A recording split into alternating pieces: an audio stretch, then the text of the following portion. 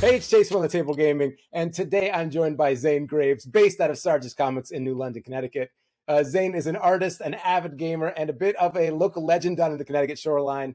And today's going to be talking to us about his upcoming project, A Murder of Crows. So, Zane, thanks so much for coming on. Thank you for having me, man. I always have a good time when I talk with you, so I'm really looking forward to getting into this.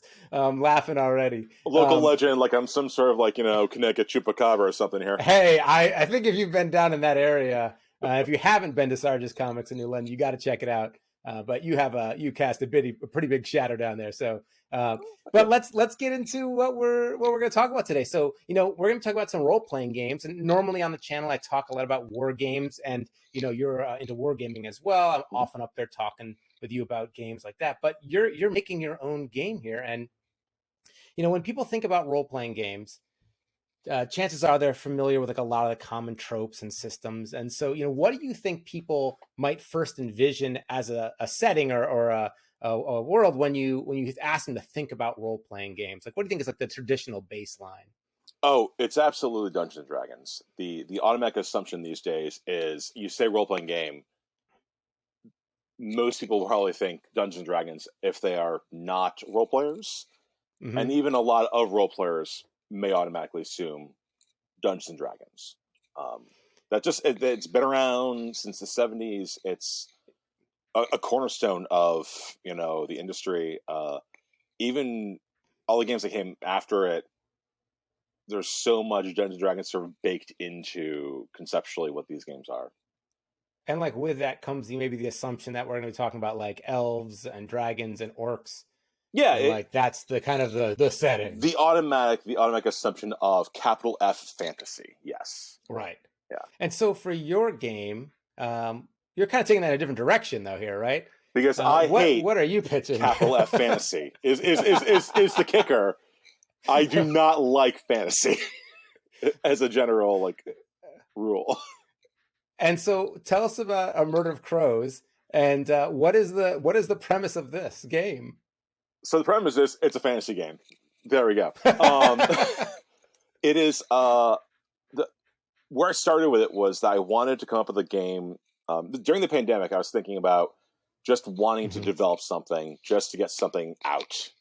And the first thought I had was, what if you played an abstract idea?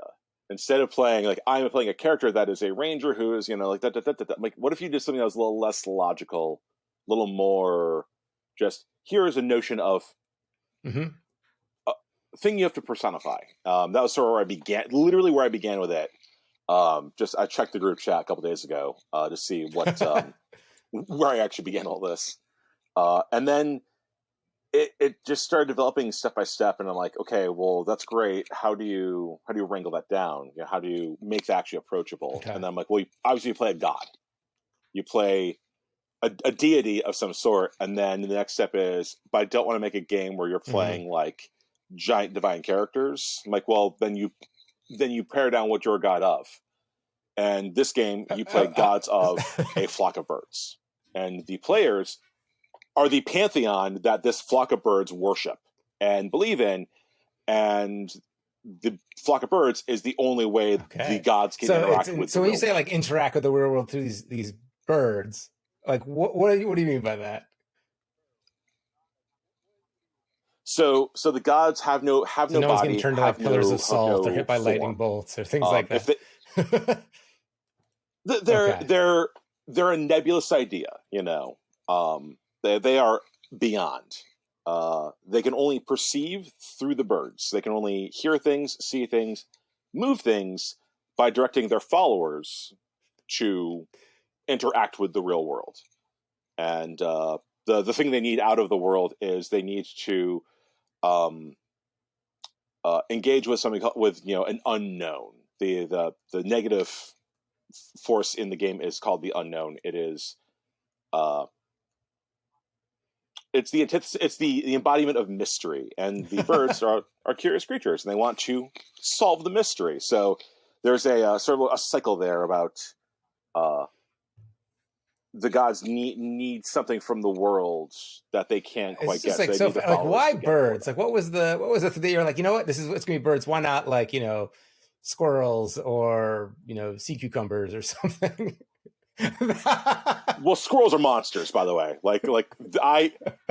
I've had to get squirrels out of the air filter of my car too many Some gods times. after you. They're the enemy. That's the. No.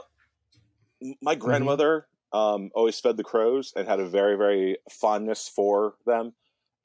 Crows are incredibly bright creatures. They're very clever. They're playful. They remember people. They have a very interesting reference to the world. As humans, we have a very human-centric view of the world. But crows interact with that. They're doing their own thing, but they also have enough interaction with us that they're like, yeah, we know those people, So I thought that was a real neat perspective shift to like, you're playing in the real world, like, with houses and so cars it's like intimately and familiar. forests and rivers. But it's very familiar, but it's also like making the player think about something a little bit differently. It's like, you are now this big, and you like, okay, can you move a book? No.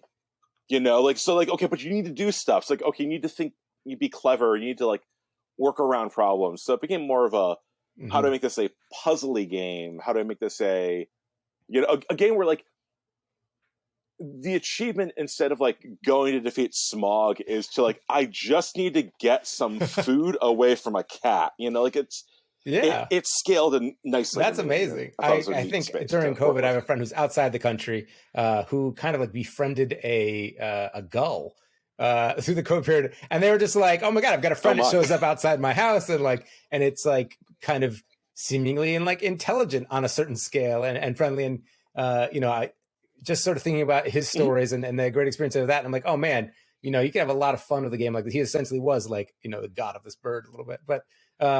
Looking forward to kind of seeing that tease out. So now in your game, what kind of system is it? Now, if you're maybe coming to role-playing games, you have probably played D&D, or if not, you've seen it played on things like Stranger Things or in popular media. It's just kind of the ubiquitous system. Is this game something that has connections at all to that chassis? And if not, like, what are the mechanics? How does that work? So the system is Polymorph, which was created by a friend of mine, Chris O'Neill, from Ninth Level Games. And Polymorph is a generic rules light system. In it, that you only roll one die in the game, and it depends on what roll you pick. You can be rolling anywhere from a D4 to a D10. Every roll you make is on a chart. So, like, if you want to make a wits roll, anything involving intellect, you succeed only on a 2 and a 3. The D4 character, 50-50 shot getting that roll every time. The D10 character, maybe not so much. But like on the other scale, like there's basically like intelligence rolls, movement roll, an attack roll, and then sort of like a stamina roll. Those are the only sort of 4 categories that you're ever going to roll. Everything can boil down to a challenge of one of those 4 things.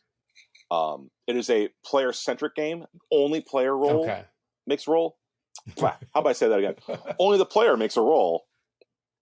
The GM does not roll at all. It is all about you either succeed or you don't kind of thing. And, there are conditions and things that come into play. But it being broken down to like just those 4 things, and each die type kind of has like, there's a sweet spot for everyone can do one of those rolls really great. But you're going to have to do other things, and you might suck at it, or you might succeed really well. So it's very simplified. You can get anyone up and playing this in about 5 minutes. I ran it recently for a local charity event we have out here called Drinking and Dragons, and I got everyone up to speed on playing that game in minutes. Like singular minutes, That's fantastic. So I mean, like any system that you can get in so quickly, like allows you also then to really focus on doing the fun stuff, like the storytelling, the actual playing. What does like character creation look like in this game? Like, how do you become a god? Like, is there stats that you need to worry about, or is it just like, hey, you can set a certain parameter? Well, it's pretty cool because I'm saying it's pretty cool. Because you're playing as a pantheon. I thought, wouldn't it be neat if you were designing it together? So everyone will. The character creation is 2 questions. One is, what kind of god do you want to be? And the options are god of knowledge, the god of the horizon, the god of disputes, or the god of the roost. And those are your 4 sort of categories to pick from. And players will pick one. And they're like, I want to be god of the roost. And then how do you interact with the world? And it's through tools, talent, or terror. Oh boy! Oh god! And, giving you the vibe of like what we're going with. It's a fun game, but it's still a folk horror game. So it's got a little bit of a spoopiness to it. But in between and there's like a little grid, and then that will lead you to one of math 12 characters. There we go. Math is fun. And each character has 3 different skills. One they keep, and then the other 2 they will hand off to another player at the table. Interesting.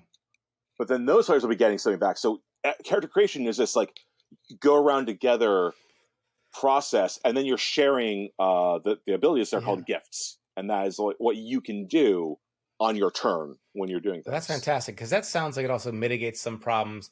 I'm thinking of we have a high school gaming club that I'll like oversee and mentor, and when everybody wants to sit down and play D&D, they kind of go off to the corner. They got these like, tomes of books. The new kid is like, I don't know, it's like 3 pages. They're trying to figure out like, am I encumbered? And like, and then they come back and it turns out 2 people made the same exact thing somehow because it was a TV show and they also want to make that character, and then we got to restart, and like, it's isolated and it's not at all collaborative. And so this sort of takes it in that complete opposite direction. Once I realized it was a pantheon, I realized it had to be a very cohesive, collaborative element. That everyone had to be.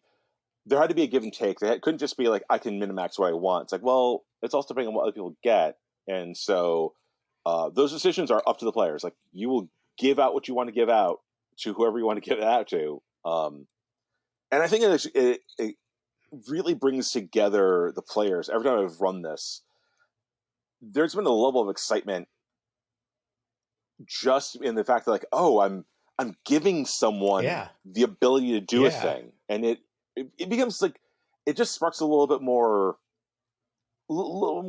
spice to the. Well, you're the invested, and you're actually like essentially like world building together. Then, right? Like you have done something. I have shaped something already. You're defining my what godly powers. I'm helping define our group, and they're helping define me.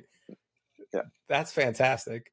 And I mean, it's also like it's a light game too. So it's like it's meant to be like you can play it a couple times, but like it's not meant to be you're going to be playing this thousands and thousands. Right. I mean, if someone wants to play thousands, I'm trying to think. I'm not super knowledgeable about birds. I don't know what the life span of a bird is, but you like my 10-year campaign. You get some like geriatric bird in the corner that's just like. I mean, it's also a zine game. This is going to be like like a $10 game that you're getting. That's just sort of like a little pocketbook. So it's meant to be pulled. Pull it out, and do we play it? We can play it right now. And it can really just throw something together, and the players can just get up and running, and at the table you're ready to go. That's fantastic. And we can also find out more about your general game work and development at is it Twitter would be the best place, maybe at Grave? Yeah, I am on Twitter at GravediggerZane. Okay, and I'll flash it up on the screen here around ching, and hopefully that works there. And follow along with that. And that is it's gonna be a zine game, but it's gonna be coming out. You're gonna have that go out through Kickstarter. Yeah, so we launched through Kickstarter for a Zinequest in August. So that's rapidly coming up on us. That'll be fantastic. We'll follow that, and I'll be posting that incessantly. Yeah, throughout the month of August. So I'll be pumping that. I think that's something I'm definitely going to pick up. Maybe if people are listening, or if anyone's in the Patreon group, maybe we can do a playthrough at some point. We'll jump on in the Discord and have this maybe an evening and go through. I'm a little scared of what people will come up with now that I know there was terror was one of the options. I think flocks of birds could be somewhat terrifying. But so I mean, go ahead. Yeah, they're crows. They are an ominous, creature, but also they're a fun one. So it's it balances my love of fun and spooky. So it's sort of been creeping me out because I forget what it's called, what that effect is, but when you like hear about something and you start to see it everywhere. After I was talking to you, and then the next day I went to the grocery store, and there was just like a giant flock of crows, and they're just like all sitting up on like the top of the building, looking down. I was just like, it was like kind of unsettling when there's just like that many birds, and they're just like they're comfortable. They're just like watching you, and you're like, these are somewhat like intelligent creatures. They can like do things, and it's like, all right, I'm comfortable now. So it's already been on my brain. But so you've actually, you've worked on other games as well, and you're, a really talented and creative person. How did you? Oh, maybe how did you first get into role playing games, like in general, and like what ended up leading you to be like, yeah, like I want to make a game. I mean, I started playing back in middle school. I want to say middle school, early high school. It was D&D. We started playing Planescape, and that was sort of my first dive into gaming. It didn't last very long, but by the end of high school, I started getting into World of Darkness games. It was the 90s, so, vampire and werewolf and mage were everywhere, and I really got hooked into the. Planescape was cool, but something about the urban fantasy of World of Darkness, it being like an identifiable world, I got more invested in that, and I thought that was really cool. And I helped run various live action role playing games of that for years. I was a member of the Camarilla, the official live action role playing group for several years. So I just always enjoyed gaming. It was all the fun of theater, but without having to like worry about theater nonsense. So, spoken like a true person. Anyone who's in any bit of theater knows exactly what you're talking about. Exactly. I mean, like it's like you don't have to mount a production. You have to worry about money. Yeah. It's like no, we can just play a game. And so like, and I've always liked writing scenarios and coming up with stuff like that. I was always fascinated by like the mechanics of gaming, especially how White Wolf had a very easy system to hack apart. And then I became friends with people who were friends of friends who are now my friends. My friend Chris O'Neill and his wife Heather over at Ninth Level Games, and they were just very encouraging people to be like, you should make something. You should absolutely put something out because like you're just do it. I'm like, and I did. I just did. And so I actually celebrated my first release in this year's Level 1 anthology.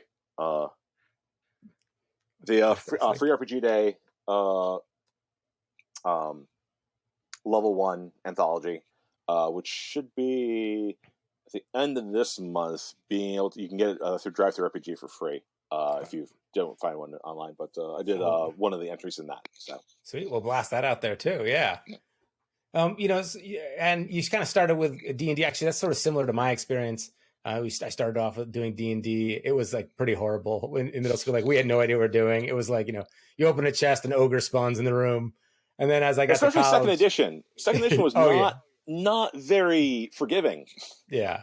We were right in that transition when it was like 3.0 was just coming out. And then when I get to college, there's more like World of Darkness. And that was just like such a shock to be like, oh, like this is such a different, darker setting and like, than what we were used to. And it was really, sucked us in.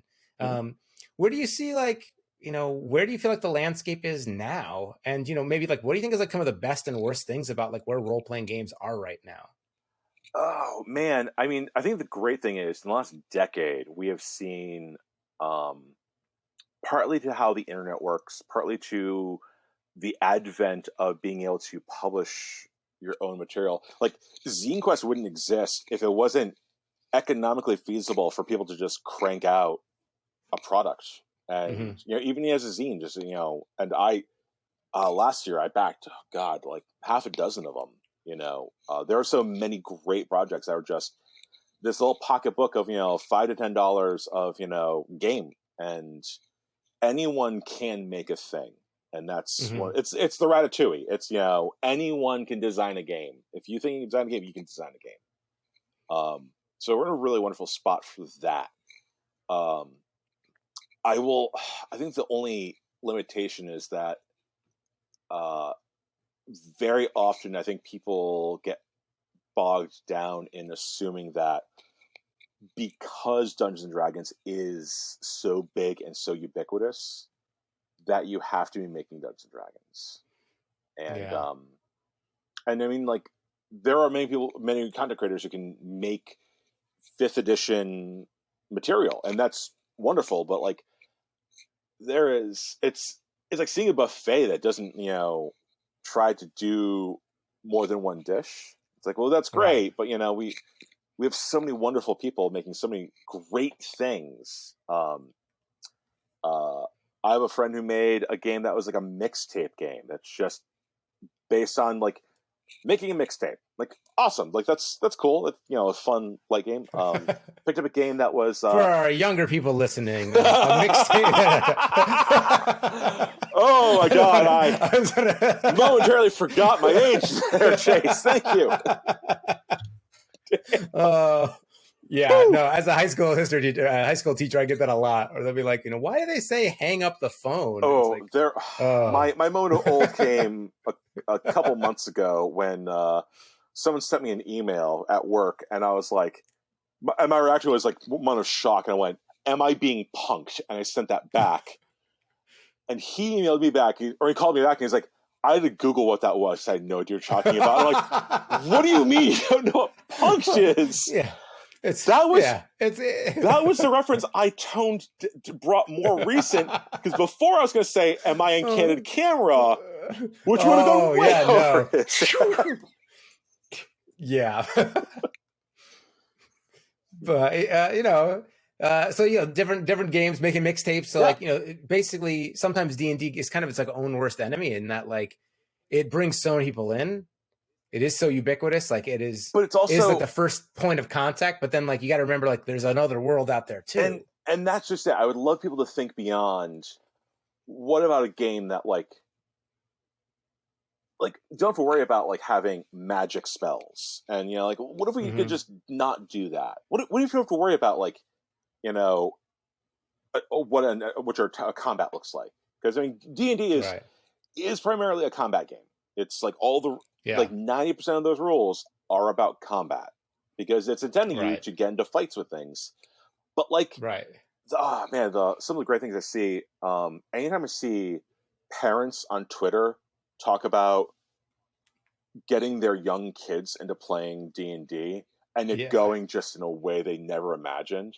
Like it's like a dad's like, my daughter and her friends, and they just adopted the monster they're supposed to fight, and they just tamed it, and now they have a pet owlbear. I'm like, that's amazing, fantastic, But like, the game doesn't initially want to do that, but that starts to make you think like, well, what if you made a game that's like you being a forest ranger and going out and not having to kill the animals, but like have to like befriend them, and just even within the fantasy trope setting, there are so many ways to approach it. That's not just that traditional Tolkien-esque call to adventure, epic heroicness. We have so many forms of literature. Why not have as many forms of role-playing game?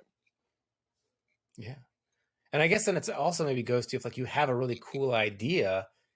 There are other systems out there that you can adapt it to, right? Absolutely. I mean, if someone was coming out, if someone was like, man, I'm inspired by this, I want to check out Murder Crows, and like, I've got some crazy ideas. I want to make my own game about, befriending owlbears. What advice might you give to someone who was going to try and make their own role-playing game? For starters, just start doing something. It's very easy to get to hem and haw. Like I was talking about, a bunch of my friends made a little Facebook group, and we were just sort of like pitching ideas back and forth, and that's where I initially pitched Murder Crows. And we have a yearly getaway that because of COVID we're doing digitally that year, and so like I'll run a role playing game over Discord. That's fine. And one of the persons like, oh, is it gonna be Murder Crows? Like, I literally just came up with the name of it and the vague idea of it, and it is now. It's like August 1st. I have till like September 20th to fully come up with a system and have a game to run.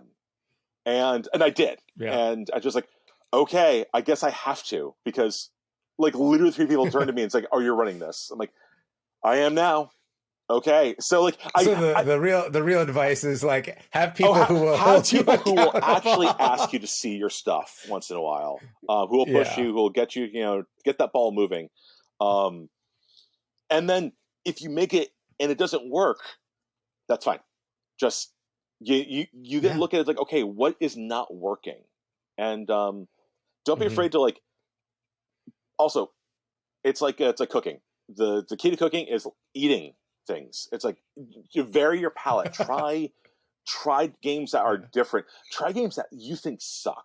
Like I have never been more inspired by a game than I have like, oh man, this game doesn't do this very well. It's like either like, here's a mechanic that works really well in it that isn't being utilized that we should look at, or how would I do a thing? And that's what it really comes down. What it comes down to is like you have to design game. It's like you have to think about things and be a little systemic about it. How would you recreate this and give it a shot? Like get to the table, get some people to look at it, because sometimes people are like, oh man, this is amazing, and then some people are like, oh, whatever reaction, either you're going the right path or you need to make an adjustment, and you never know that until you actually get another pair of eyes on that, especially another group of eyes on that. Yeah. I mean, now I'm gonna start keeping a little list. I think every time sometimes I'll have ideas and I'll be like, it probably wouldn't work out. I just gotta be writing these down. No, absolutely. It's you never know. Like, and there are mechanic ideas I've just had in the back of my brain forever. I'm like, oh, this actually could be useful somewhere down the line. So fantastic. And so this the zine is going to go on Kickstarter on August, you said. So coming up. So if you're listening, make sure you check that out. We'll blast out the links on the Table Gaming Facebook page. If you haven't already head on over there and give us a like. And we definitely want to get a playthrough of this down the line. And I'm really excited. And anything about like the art or stuff like that we'll be finding out about? Or who's I'm just doing it all myself. It's not going to be, like I said, it's a zine. It's just gonna be a little. It's a folk horror game, so I'm going a little more homespun for the design of it. So it's going to be a little more have a rustic vibe to it. So hopefully it'll that's awesome. Appropriately match the aesthetic of the game. Yeah, well, definitely we'll check it out. And thanks so much for coming on and talking about your project here. All right, I'll catch you later. And if you're listening, make sure to stay tuned and check this out. And it's a small Kickstarter. Jump in. You get a lot of bang for your buck. So check that out. And hopefully we're all getting this game on the table in the future.